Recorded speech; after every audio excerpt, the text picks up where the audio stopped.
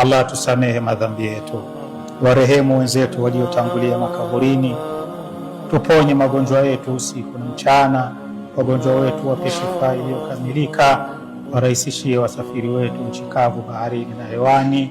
Allah tupe kheri za dunia na akhera, warehemu wenzetu waliolala makaburini, uongozi Uislamu, udhalilisha ukafiri, wape nguvu na juhudi viongozi wetu wa Kiislamu wanaokutumikia usiku na mchana, warahisishie wanadini katika mauwanja yao ya da'wa.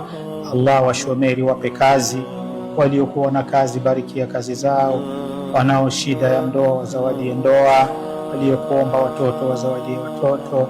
Allah wenye madeni wape wepesi walipe madeni yao.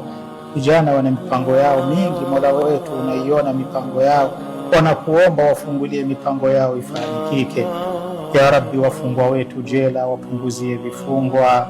Allah tunakuomba wapangaji wape manyumba na wenyewe, kupanga ni udhalili, wazawadie Allah wapate manyumba na wenyewe.